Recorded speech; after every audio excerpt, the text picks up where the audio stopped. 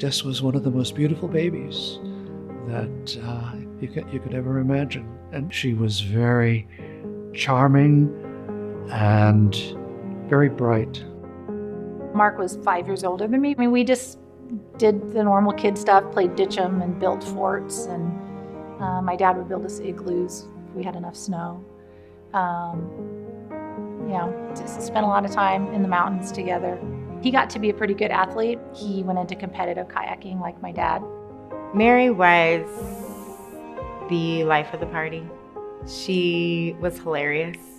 She was funny in ways that I could never possibly be, which I always admired a lot. She would do anything to make people laugh and make people smile.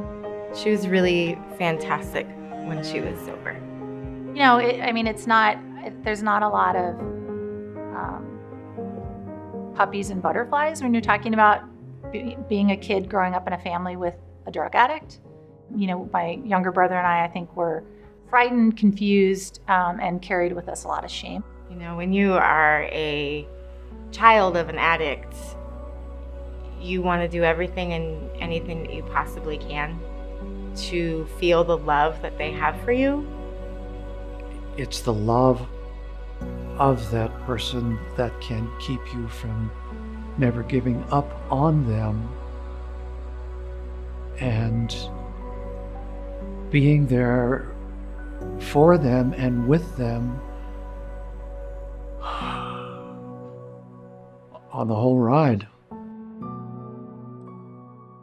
When my mom was 44, she was 44 when she died.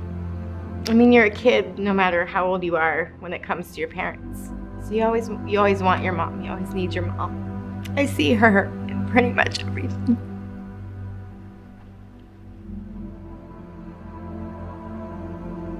When I would put the girls to sleep, I would always make the sign of the cross on their forehead with my thumb, and then kiss their forehead, the tip of their nose, and kiss their lips, and say, "God bless you, keep you safe and sound." And they would say, "Amen." And that was a ritual. And that's the way I said goodbye to Jess at the crematorium.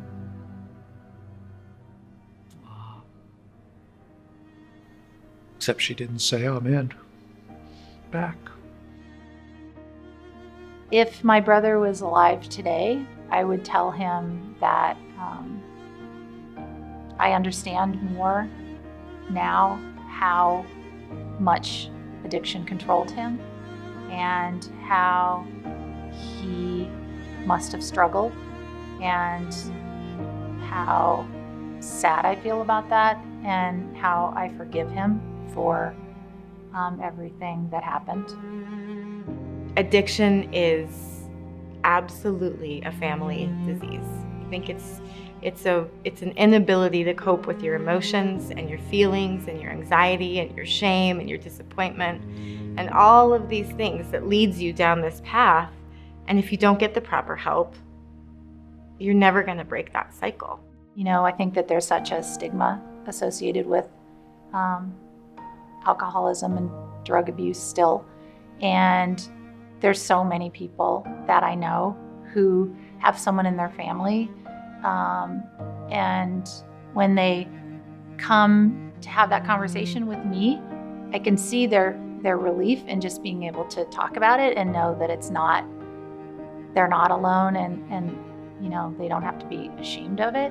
I'm sharing my story today because I think it's important for other people to know that you can survive the loss of a person to addiction. I'm sharing my story today because I want other kids to grow up knowing it's not their fault and things do get better.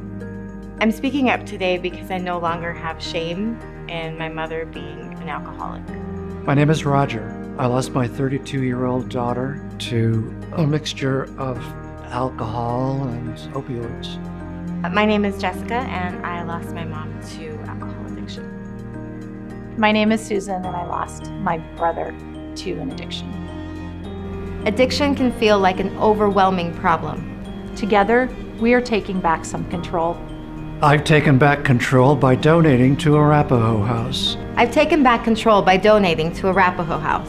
Your donation helps Arapaho House respond to those who are ready today And remain available for those who are ready tomorrow.